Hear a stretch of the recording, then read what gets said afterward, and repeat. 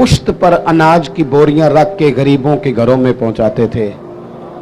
शहजादे आप कहाँ होते थे? बूढ़ा बाप जो जाता था तो आप क्यों नहीं जाते थे? तो कहते थे मैं तो रो के मिन्नत करता था कि ऐ शेर खुदा अलीउल मुर्तज़ा के पोते मुझे दे दो, ऐ सैयदा पाक के पोते मुझे दे दो, मैं दे आता हूँ। तो फरमाते थे दे तो दूं, भेज तो दूं, तबीयत तो इजाज़त नहीं देती, पर डरता हूँ कि जब तुम्हें भेजूंगा तो फिर उस गरीब का नाम भी तो बताना पड़ेगा ना, किसके घर भेजना है। पर्दा उसका बना हुआ है, पर्दा अखां जदों मीटियां जमाना मैनू रोवेगा, अपना ते अपना बेगाना मैनू रोवेगा।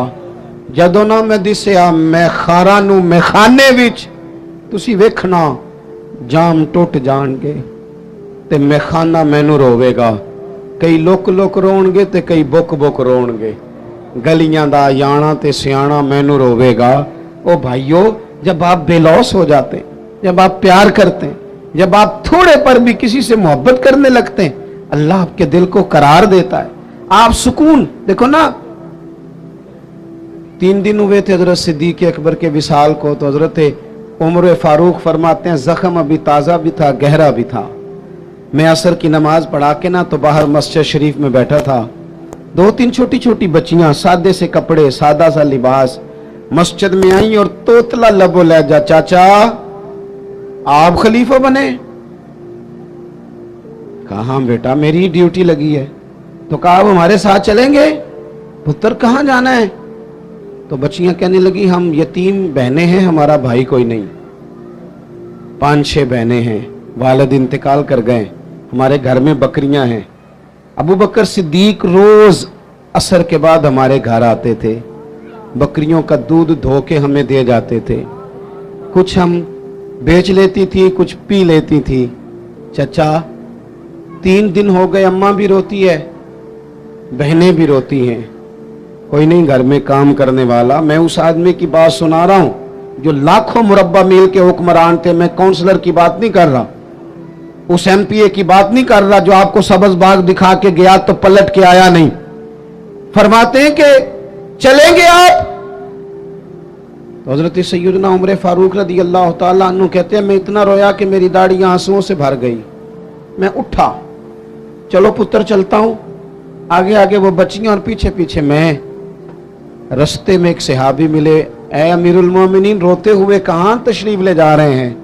फिर रो पड़े, कहने लगे यार ये अबू बकर सिद्दीक तो मेरे लिए रास्ता ही बड़ा मुश्किल कर गया, किस तरह चलूंगा इनकी राहों पर, कैसे ये मैं काम आगे। जिगर राहे वफा में मैं नक्श ऐसे छोड़ आया हूं कि जिस मंजिल से गुजरा हूं वो अब तक याद करती है। ओ यारो, हैं ना कुछ अभी भी लोग, कुछ लोग अभी भी हैं जो शाम को इंतजार करते हैं, शाम को, अल्लाह खुश रखे, सुने जी, शाम को इंतजार करते हैं कि अगर कहीं से दवा के पैसे आ जाएं तो अम्मा को दवा ले दूं। कुछ हैं लोग जो मुंतजिर रहते हैं, अभी भी मुंतजिर रहते हैं कि अगर कोई सबब लग जाए ना तो चलो मैं भी ताज़ा फल जो आया है इस मौसम का, मैं भी वो अपने बच्चों को खिला दिया करूं। दोस्तों, हुजूर ने हमें सबक दिया है, ये हमारा तज़किया किया है, लालच से बचकर कोई काम जिंदगी में अपनी आखिरत के लिए भी तो करना चाहिए। कोई उसलूब ऐसा भी तो इख्तियार करें जिसमें इंसान महसूस करे कि ये खालिस मेरी आखिरत का काम है। दूसरी बात, जब तक हम सब अपने आप को कानून के हवाले करना पसंद नहीं करते उतनी देर तक तज़किया नहीं होता। एक तबका ऐसा आ गया है कि जो समझता है कि ये कानून किसी और के लिए है, मेरे लिए नहीं। जब तक इंसान अपने आप को पेश नहीं करता, तवज्जो है मेरी बात पर आपकी? मेरी बात पर तवज्जो है आपकी? आपकी कोई सियासी जमात, कोई इल्ला माशाअल्लाह जो इस वक्त काम कर रही है, जो बड़ी बड़ी पार्टियां बनी हुई हैं, उनमें से कोई एक सियासी जमात का कोई एक कारकुन भी कहता है कि मेरे लीडर से फलानी गलती हो गई है? बोल के बताएं, क्यों? ये फरिश्ते हैं, ये अपने आप को कानून के हवाले क्यों नहीं करते? वो कोई भी हो, किसी जमात का भी हो। जब ये 3-4 साल पहले हुकूमत आई थी तो एक साहब मेरे पास बड़े दौड़े दौड़े आए, कहने लगे तब्दीली आ गई है मुल्क में। تو میں نے کہا نمبر پلیٹیں بدلنے سے تو تبدیلی نہیں نہ آتی, انجن تو سارا وہی ہے, بندے وہی ہیں, وہ صرف جماعتوں کا لیبل بدل بدل کے آ جاتے ہیں. کیا بات کرتے ہیں آپ, اس طرح بھی کبھی ہوتا ہے. انہیں جی اب آ جائے گی, تو میں نے کہا یہ نہیں آئے گی, اس لیے کہ وضو کرنے کے لیے نرا پانی ہونا شرط نہیں, پاک پانی ہونا شرط ہے. وضو صاف پانی سے ہوتا ہے, اس طرح کے پانیوں سے نہیں ہوتا. بہرحال آمدام برسر مطلب, میں جو بات آپ کے سامنے عرض کرنا چاہتا ہوں اس پر آپ غور فرمائیں گے کہ قانون سے بالا تر اپنے آپ کو نہ سمجھا جائے. ہم سے اگر کبھی کوئی کمزوری ہو جاتی ہے, کسی مقام پر ہم کوئی غلطی کر بیٹھتے ہیں, اس کا اعتراف کر لینا, اس کو مان جانا, اس کو تسلیم کرنا سیکھیں. ہمارے گھروں کے اندر جنگ لگی ہوئی ہے, اس لیے کہ ساس کہتی ہے میں تو غلطی کر ہی نہیں سکتی, اور اگر لوگ ہمارے یہاں غلطی کا اعتراف کرتے بھی ہیں تو اتنا جارحانہ ہوتا ہے کہ وہ لگتا ہے غلطی نہیں, وہ تو ڈنڈا چل رہا ہے. بہو کہتی ہے اماں کی ساری غلطیاں میں تو کر ہی نہیں سکتی. اپنے آپ کو تسلیم کے کٹہرے میں لائیں, ماننا سیکھیں. اگر کسی جگہ آپ محسوس کرتے ہیں نا کہ یہاں میں بھی بھول گیا تھا, تو مان لیں. بڑے بڑے لوگ مان جایا کرتے تھے, بڑے بڑے لوگ تھے جو رجوع کر لیتے تھے. تسلیم کرنے کا, مان لینے کا مزاج بنائیں. آپ کی ضرورت ہے آپ کسی بڑے آدمی کو, طاقتور کو کہہ سکیں کہ تو مان جا, تیرے اندر یہ کمزوری ہے. کوئی مانتا ہے؟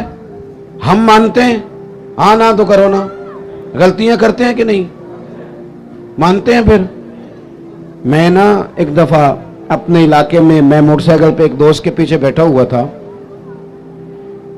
تو روڈ کے اوپر ہی نا ایک صاحب نے دوسرے کو ٹکر مار دی موٹر سائیکل کی. اب وہ غلط ٹکر ماری ہے اس نے, اس سے غلطی ہو گئی, تو ٹکر اس کو لگ گئی, وہ بندہ گر گیا. تو اب وہ گرنے والا اٹھا, تو جس نے ٹکر ماری تھی نا وہ اس پہ چڑھائی کر گیا. کہنے لگا کب سے میں ہارن بجا رہا ہوں, کب سے میں اشارے دے رہا ہوں, کب سے لائٹیں دے رہا ہوں, دیکھا نہیں جاتا, چلا نہیں جاتا. اب وہ بندہ گرا بھی تھا, تکلیف بھی ہوئی تھی, اور جس کی غلطی تھی وہ پریشر بھی ڈال رہا ہے. تھوڑی دیر کے بعد وہ رخصت ہو گیا. میں جب تک قریب چلا گیا, چند سیکنڈ لگے, وہ بندہ بیچارہ گرا تھا, اٹھ کے چلا گیا. میں نے قریب جا کے وہ ٹکر مارنے والے سے کہا, میں نے کہا غلطی بھی تیری تھی, میں دیکھ رہا ہوں پیچھے پیچھے ہم بھی آ رہے ہیں, اور چڑھائی بھی تو کر گیا ہے. تو یہ تربیت ہے آج کل جو قوموں کی اور نوجوانوں کی ہو رہی ہے.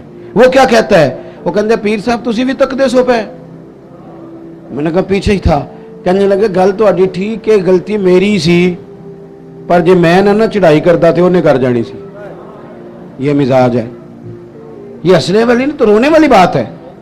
جب قوموں کی تربیت اس طرح کی ہونا کہ ماننا نہیں, چڑھائی کرنی ہے, غلط بھی ہے تو چڑھائی کرنی ہے, جھوٹے بھی ہیں تو چڑھائی کرنی, دھونس اور دھاندلی کے ساتھ, روب کے ساتھ بات منوانی, پھر قوموں کی تربیت نہیں ہوتی. رسول پاک صلی اللہ تعالی علیہ وآلہ وسلم نے اپنے صحابہ کو جو مزاج دیا ہے, سکون کس چیز میں ہے کہ انسان اپنے آپ کو پیش کر دے.